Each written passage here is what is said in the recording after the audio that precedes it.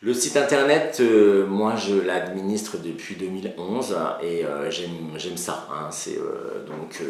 Je maîtrisais, ça c'était une technique que je maîtrisais. En revanche, la classe numérique du CNED, j'avais vu des mails circuler et ce sont mes collègues en fait de grande section et de moyenne section qui me disent ah on a envie de se lancer dans la classe numérique. Et moi je voyais pas du tout ce que je pouvais en faire avec des petits. Donc je me suis lancé et finalement c'est moi qui suis devenu le plus accro à la classe numérique. Bien entendu, alors par contre, il y a un énorme effort de préparation. Il faut que je prépare tous mes supports.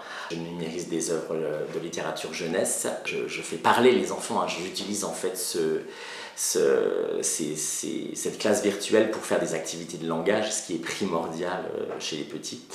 Je leur propose aussi des exercices et puis donc les enfants me guident et c'est moi qui suis leurs mains, leurs crayons. Voilà. Je leur propose aussi des images séquentielles, des images mystères. Donc je crée beaucoup de supports. En gros, je vais vous dire, c'est 5 heures de préparation pour 4 heures de classe virtuelle. Il était important pour moi de retrouver des moments où je travaillais le langage avec les élèves. C'est quand même, après la socialisation, c'est quand même le deuxième objectif de l'école maternelle. Couleur numéro 8, orange. Dans ma maison, j'ai trouvé.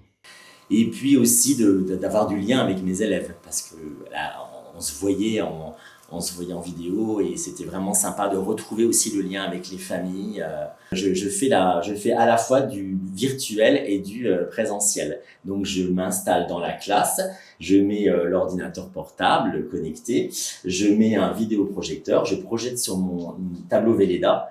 Et puis les élèves qui donc sont en classe voient leurs copains, déjà c'est assez sympa, ils peuvent même s'approcher de l'ordinateur, dire bonjour à leurs copains et puis en même temps travailler avec ceux qui sont à la maison. Une des activités du jour va être de remettre des images séquentielles dans l'ordre. Vous avez ici donc un petit ours qui s'appelle Plume, que les enfants connaissent et qui va empiler ses cubes. Donc je vais présenter une à une les images aux enfants. Je vais leur demander de parler, de s'exprimer, chacun leur tour. Voilà. Et puis ensuite, je vais leur proposer donc un exercice. Avec nos conseillers Eren, à distance, nous avons pu donc nous former très rapidement en fait en l'espace d'une heure, c'était fait quoi. Hein. Et donc après, ça a été aussi donner la parole aux élèves sans qu'il y ait une cacophonie. Hein, ça, j'ai mis un certain temps à réguler la parole parce que si tous les élèves parlent en même temps à distance, c'est cacophonique. Et donc là, ils sont bien habitués à lever la main comme en classe et je leur donne la parole chacun leur tour. Et autant avec le site internet, comme je vous l'avais dit précédemment, je touchais 19 familles sur 24. Là, avec la classe virtuelle, je touche 11 familles sur 24. Ils sont vraiment très très satisfaits, donc c'est quand même, ça récompense quand même, c'est gratifiant, ça récompense notre travail. Alors, Eva, des animaux. On voit des animaux. Et où sont-ils ces animaux? Ils sont même accros, je dirais, à la classe numérique. J'ai bien senti qu'il fallait que je continue, tout en étant en présentiel à partir du 12 mai, à continuer à faire du distanciel. Et donc, du coup, je vais les accompagner jusqu'au 3 juillet, ça c'est sûr. Quelquefois, ils pouvaient avoir du matériel informatique vraiment trop obsolète. Ils n'y arrivaient pas. Pourtant, je leur envoyais des tutoriels, mais ils n'y arrivaient pas. Donc, certains arrivent à se connecter avec des tablettes, mais tout le monde n'a pas de tablette.